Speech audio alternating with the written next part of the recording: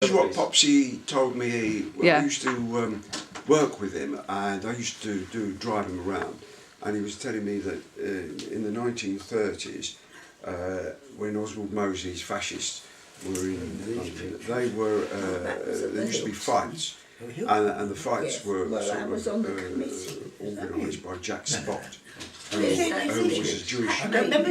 was a Jewish gangster, and sort of controlling protection rackets and this sort of smuggling.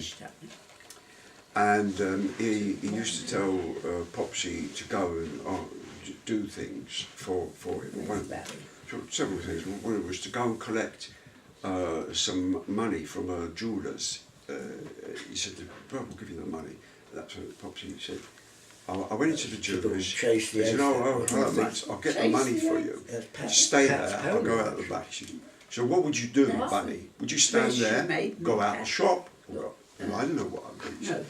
Well, I didn't stand where I was because otherwise he's going to come out and say, I've picked something. So I followed him in to where, actually it was even worse, I thought, was where the safe was. But he gave it away. He said, "Do you know why Jack Spot said to me to do the money? Because he knew my word was my bond. If I said I'd go and get the money, I get it and I give it to him. I wouldn't take anything for myself." This continued. Dick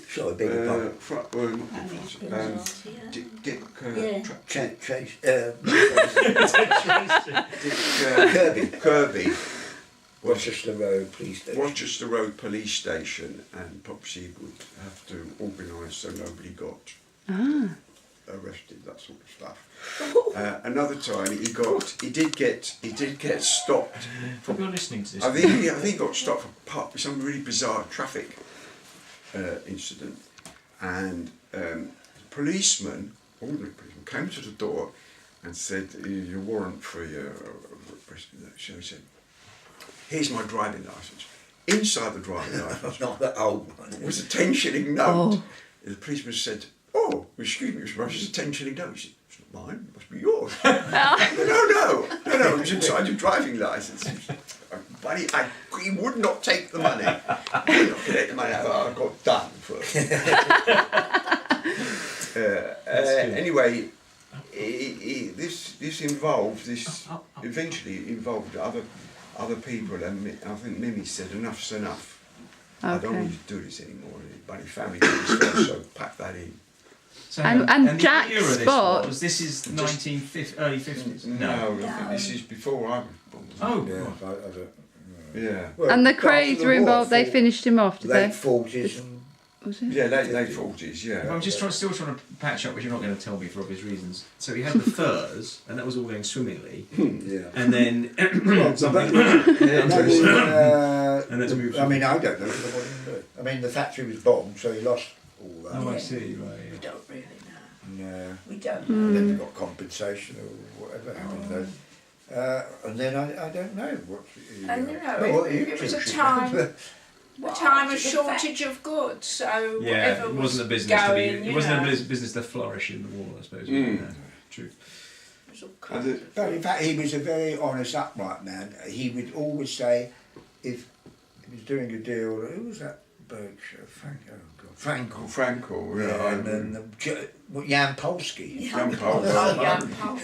But I mean, if somebody if he was ever left alone, if the man went out and left the money there, Popsy would walk out. Yeah. Popsy would not, be in any temptation. Don't put yourself in a situation where you'll be tempted. Yeah. Either by money or other things. Or framed.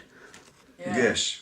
When he went to the city to do with the furs, when he was later on a fur-skin merchant, he said, "I can always walk down the street and not hide from anybody because they all trusted me." Yeah.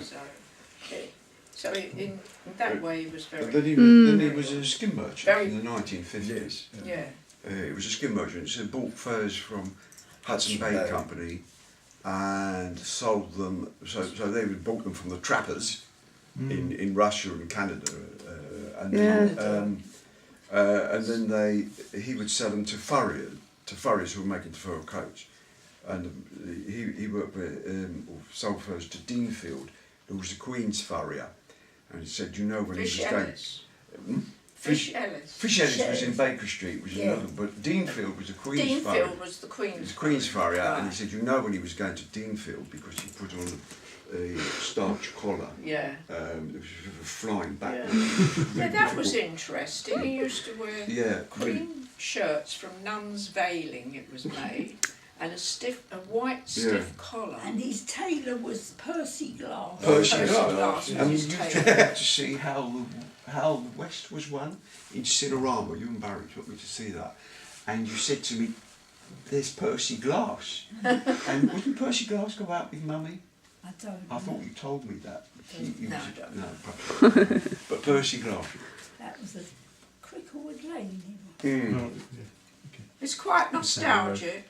Yeah. Brilliant. So then he was in the. Oh, sorry.